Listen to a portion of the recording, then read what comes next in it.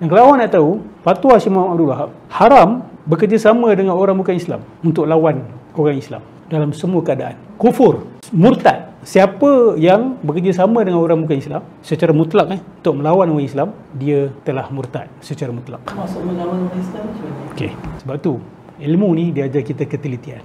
Kita kena tengok keadaan, kejadian, condition. Rasulullah pernah tak minta tolong orang bukan Islam dalam perjuangan dia? Contoh, Nabi minta tolong orang bukan Islam dalam perjuangan dia. Ketika Nabi nak berhijrah pergi ke Madinah, Nabi employ seorang ranger, pakar padang pasir, dan dia orang bukan Islam, dia musyrik. Sebab Nabi nak ambil jalan yang unconventional. Nabi tak nak ambil route yang biasa. So nak kena cari guide yang betul-betul mahir tentang padang pasir. So orang itu musyrik. Syekh Muhammad Abdul Wahab clear, tak boleh benda ni. Siapa buat benda ni dia murtad. Tapi awak perasan tak, kerajaan Saudi kerjasama dengan Amerika untuk lawan sebahagian umat Islam. Bila benda ni berlaku sedikit kekecohan di kalangan ulama Saudi pada waktu itu. Kita nak ikut fatwa siapa ni? Akhirnya dia buang fatwa Syekh Muhammad Abdul Wahab. Inilah bila kita sebut bahawa satu manhaj yang melampau, dia tidak akan boleh menyelesaikan masalah. Sebab apa? Sebab kadang-kadang kita perlu kerjasama dengan orang bukan Islam ke atas orang Islam yang zalim. Tapi bukan adalah hal agama. Boleh tak? Kata ada orang Islam gangster, duk pukul, pecahkan rumah orang. Dia Islam. Yang kena orang bukan Islam juga. Orang Islam pun kena, orang bukan Islam pun kena. Boleh tak kita kerjasama? Kita lawan dia. Boleh tak? Bukan boleh, wajib. Kalau kita perlu bantuan dia. Tapi bagi Syekh Muhammad Abdul Wahab, tak boleh. Haram, mutlakan.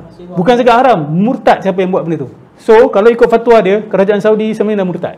Kalau dia hidup, sekarang ni dia dah murtadkan kerajaan Saudi. Ini antara isu yang ditimbulkan oleh Syekh Khalid Bahamid. Tu yang dia kata, ini adalah satu manhaj yang bercelaru. Ini bukan hak, dia kata. Al-haq tak boleh macam ni. Tak konsisten, bercanggahan. Ini dia kata kena isqat. Silakan. Saya nak cuba nak ulang balik maknanya Syekh Muhammad Abdul Wahab cakap dalam hal duniawi pun tak boleh melawan semua orang Islam. Tak boleh, mutlakan. Mutlakan, tak boleh kerjasama, tak boleh. Pasal hutang ke. Bahkan you kalau pergi negara bukan Islam, you nampak orang kafir, you puji, murtad. Puji. Yes. So siapa yang pergi France kata, oi, diorang ni sistem keadilan diorang macam lagi bagus daripada negara kita. You terkeluar daripada agama tu. Tunjukkan betapa dalam guanya mereka pada waktu itu. Bukan setakat orang kafir itu kafir. Orang Islam yang hidup sebelah-sebelah dia tu pun kufur di mata dia. Awak cuba bayangkan.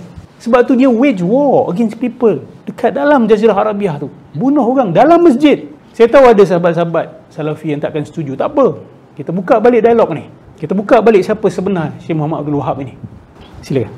Berbalik pada falsafah Syekh Muhammad Abdul Wahab pasal tafsiran ataupun definisi la ilaha illallah dia tu kan. Ya. Dia cakap pasal dia nampak macam lebih kepada ibadah dan sembahan tu je. Tapi bila ustaz cakap pasal apa ni bekerjasama tak boleh dan puji pun tak boleh, dah macam dah terkeluar daripada tu. Tak, sebab bagi dia ini isu apa tau? Tak nampak konsisten lah. Ini dia termasuk dalam bab al-wala' wal-bara'. Wala' wal-bara' ni apa? Okey, kita orang Islam, kita nak kena setia dengan orang Islam dan membebaskan diri kita dengan selain orang Islam. Dia kata itu akidah.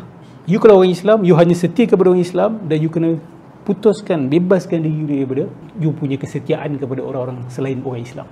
Jadi siapa yang sampai kerjasama dengan orang bukan Islam atau puji, maka dia telah melanggar prinsip al-wala' wal-bara'. Syekh Khalid ni dia rumuskan gerakan Syekh Muhammad Abdul Wahab ni kepada 4 isu utama. Pertama sekali dia panggil sebagai tauhid. Dan konsep tauhid dia inilah. Dia tauhid uluhiyah ni.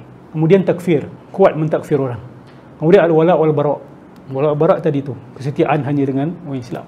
Nombor 4, jihad.